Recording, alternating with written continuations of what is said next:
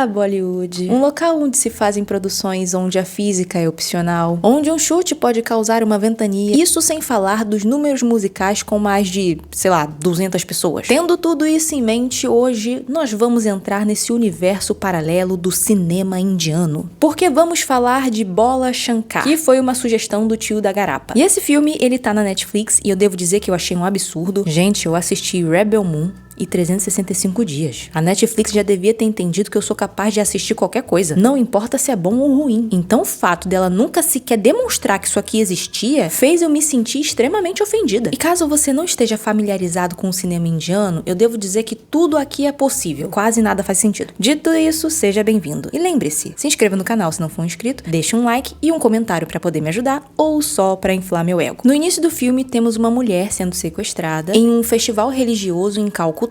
E depois a gente acaba descobrindo que várias meninas estão sendo sequestradas ao mesmo tempo. Elas são levadas para um navio onde elas vão ser vendidas e a gente vê a chegada do grande chefe da organização. Assim, são 3 chefes, mas esse aqui é o Masterchef. Ele faz essa entrada triunfal, sendo recebido pelos seus capangas. E é uma cena linda, sabe? Assim, a trilha sonora dá um toque de elegância.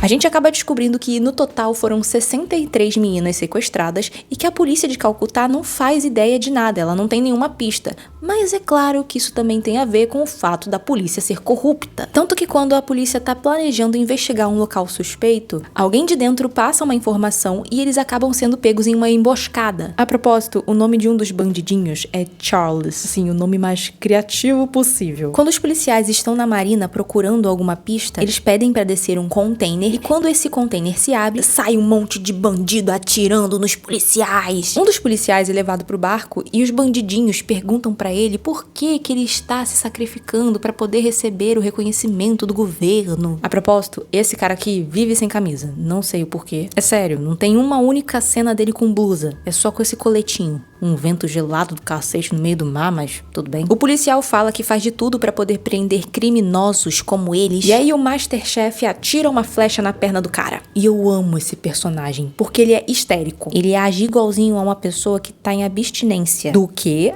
Agora vai da sua imaginação, né? O Masterchef fala que ele nunca vai ser pego, que a organização dele nunca vai ser destruída, porque ele só pode ser derrotado por alguém que seja um gangster, monstro destruidor, maior do que ele. Palavras dele, tá? Isso aqui não é interpretação minha não, isso aí sai da boca dele mesmo. Bom, o policial morre, então somos apresentados ao nosso grande herói Shankar. E ele já chega salvando criancinhas em uma cena extremamente realista. E se você está se perguntando, ué, Mallory, esse filme não é indiano? Cadê a dança? Cadê a coreografia? Pois não se preocupe, o seu momento chegou!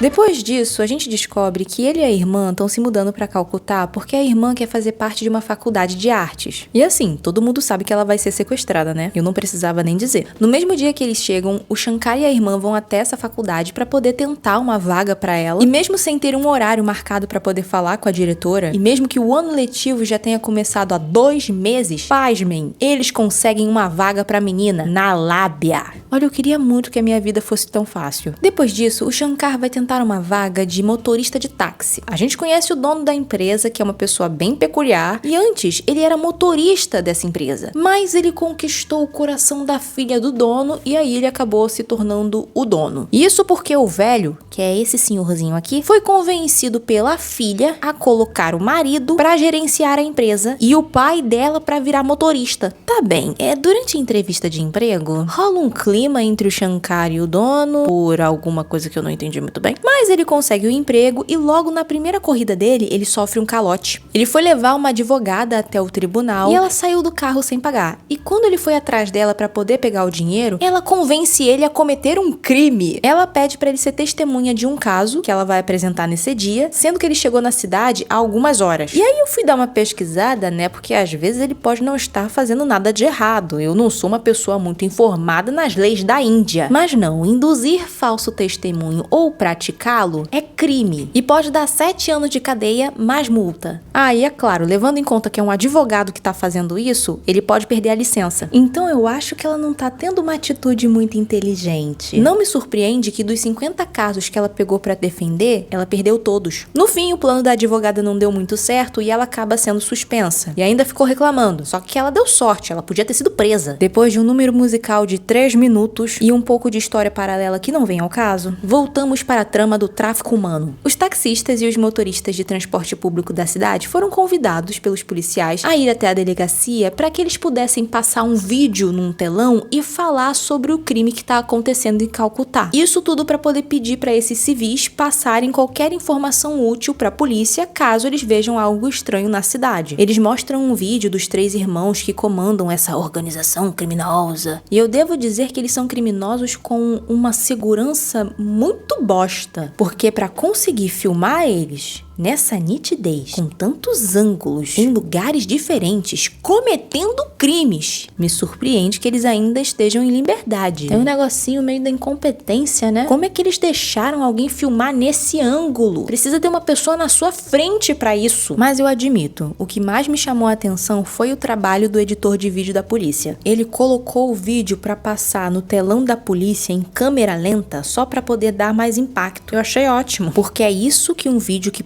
provavelmente é uma prova policial precisa. Depois da palestra dos policiais, o Shankar acaba encontrando com a advogada. Isso porque ela estava procurando por ele, porque na cabeça dela, a carreira dela chegou ao fim não porque ela pediu para uma pessoa cometer perjúrio. Não. A culpa era da pessoa porque ela não deveria ter sido pega. Assim, é uma preocupação real. Como é que ela terminou a faculdade de Direito? Porque nesse dia ela cometeu um crime e já está disposta a cometer outro. Porque ela foi ali com a intenção de agredir o Shankar. Gente, não é possível. Essa menina não faz ideia de como é que funciona a lei. Por sorte, nada acontece porque o chefe do Shankar aparece e começa a tirar fotos deles, dizendo que vai postar essas fotos no Twitter e vai marcar o juiz da cidade. Com essa ameaça, a advogada acaba indo embora. E no dia seguinte, o Shankar vê umas pessoas suspeitas e avisa a polícia, que consegue salvar algumas meninas e também apreender algumas armas. Durante uma coletiva de imprensa, o policial fala que a informação veio de uma pessoa comum, e é óbvio que os bandidinhos não gostaram muito, então eles foram atrás do Shankar, mas ele, que parece uma pessoa gentil e pacífica, na verdade é o Deadpool indiano. Ele sai matando geral, ele até dobra uma barra de ferro para evitar que as pessoas fujam. E depois dessa bela cena de luta que supera qualquer uma que você viu em John Wick, o Shankar mata um dos irmãos criminosos. No dia seguinte, o irmão número 2 descobre da morte do mais novo, começa a procurar pelo culpado. E a partir daqui, essa trama fica em segundo plano porque o filme acha muito mais interessante mostrar pra gente o casamento da irmã do Shankar. O Shankar vai fazer uma corrida e dá uma carona pra irmã dele ao mesmo tempo. E o passageiro, quando a vê, diz que foi amor à primeira vista e pede ela em casamento, sei lá,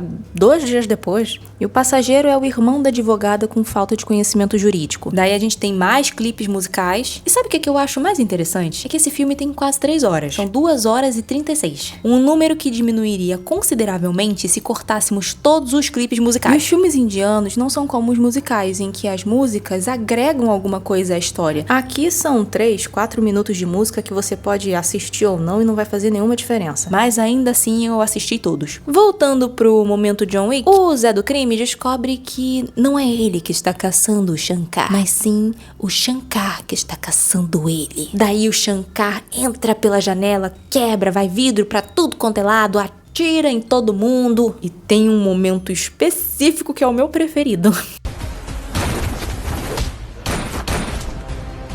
Cara, eu amo isso aqui. Eu me lembro da Arlequina rodando e atirando, sabe? Só que aqui é muito melhor. E quando o Shankar tá prestes a matar o bandidinho, o irmão mais velho liga. O Shankar atende e a gente tem uma cena que é digna de um prêmio.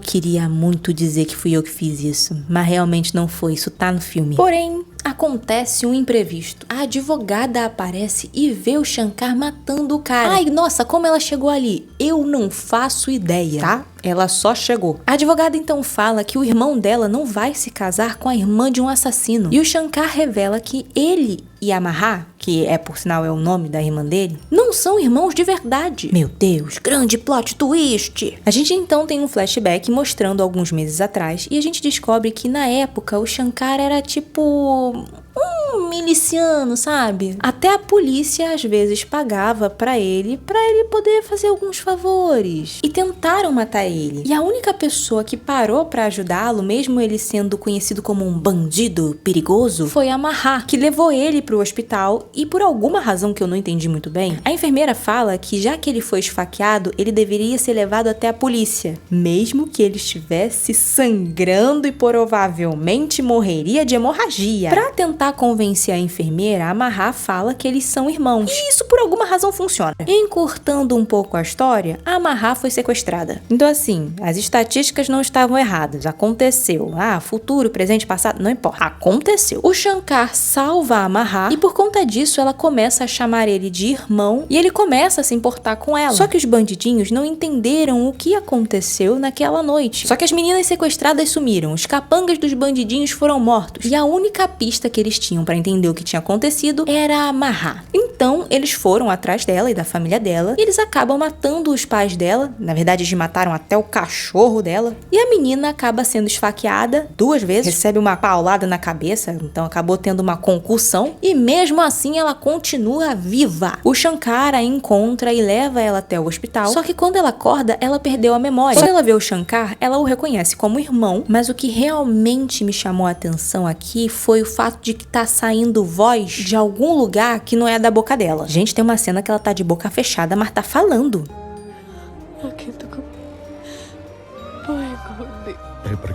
Mas bem, desde então Amarra acredita que ela e o Shankar são irmãos biológicos e que a família deles morreu em um acidente. E ela nem se lembra que um dia o irmão dela foi um criminoso. E o motivo real pelo qual o Shankar se mudou para Calcutá com a menina é porque ele queria ir atrás das pessoas que fizeram isso com ela. É claro, já ia me esquecendo. Fim de flashback. Depois de contar tudo isso pra advogada, que deveria, sei lá, denunciar ele pra polícia porque até agora ele cometeu muitos homicídios, ou só ficar um pouco chocada com toda essa situação, não. A reação dela foi olhar pro Shankar e dizer que a Amarra tem sorte de ter ele como irmão. Olha, eu devo admitir que eu não fiquei surpresa com isso não, tá? Eu nunca tive grandes expectativas. Temos mais música e depois disso, o chefão chega na cidade e ele tá querendo descobrir quem matou os irmãos dele, e um dos capangas sobreviveu. Por isso o policial corrupto vai até a faculdade da Amarra para poder pedir um dos alunos para fazer um retrato falado. E adivinha qual aluno foi fazer isso? Amarra. Bom, a Amarra acaba desenhando o irmão dela e ela fica até meio confusa. Ela tenta dizer que, como ela falou com o irmão no telefone, ela acabou se confundindo e desenhando o rosto dele. Mas o chefão fala que é pra ela ficar tranquila, que tá tudo bem, que ela pode sentar e esperar porque o irmão dela vai buscá-la. E quando chegar lá, o Shankar tem armas apontadas pra cabeça dele. Porém, o policial corrupto aponta a arma pro chefão e fala pro Shankar ir embora. E enquanto ele tá saindo, ele ameaça o Masterchef. E a gente descobre que o policial corrupto só ajuda o Shankar porque ele ameaçou matar a família dele. A Amarra foi salva e na cena seguinte, no mesmo dia, ela já foi sequestrada de novo. Minha nossa, ninguém esperava por isso. Bom, o Shankar vai atrás da irmã e ele acaba ficando encurralado e quando o chefão sai do local, ele manda matar o Shankar. Óbvio que não funciona porque os capangas praticamente esperaram o Shankar atirar em cada um deles com as suas próprias armas. Quando o Shankar chega no porto em que a irmã dele estava sendo levada para ser vendida, ele, o nosso anti-herói, que até agora era um exército de um homem só, nem o Capitão América conseguiria fazer metade do que esse homem fez. Só que nesse momento o Shankar, ele tá um pouquinho mais humilde com as suas habilidades de luta. Então ele acaba levando uma surra e fica caído no chão. Quando a irmã dele vai até ele pra tentar ajudar, o chefão acaba jogando a besta na cabeça da menina e quando ela tá sendo levada pro barco, um monte de pessoas aparece e impede a passagem do carro. Tem um cara pintado de azul com fogo saindo da testa. Eu sei que é um tipo de comemoração religiosa. E o que essas pessoas estão fazendo no porto? Eu não faço ideia. O importante é que com a batida na cabeça, Amarra se lembra do passado e chama o Shankar pelo nome que ele usava na época. E aí ele volta a meter a porrada em todo mundo. No fim, o chefão acaba morrendo e esse foi o assassinato com mais testemunhas que eu já vi. E fim de filme. Tem algumas histórias paralelas que a gente acaba ficando sem conclusão. conclusão, tipo, a advogada voltou a trabalhar? Não sei, eles cagaram pra isso. Se bem que é até bom ela desistir dessa carreira porque ela não é muito boa nesse trabalho não. Mas é o clássico filme indiano, ou você vai se divertir ou você vai sentir que tá sendo torturado. Pra mim a sorte foi a primeira opção. Mas eu prefiro não falar mais nada, porque esse filme ele fala por si só, ele é a experiência, por sinal muito única. Mas obrigada por assistir o vídeo até aqui, a gente se vê na próxima, tchau!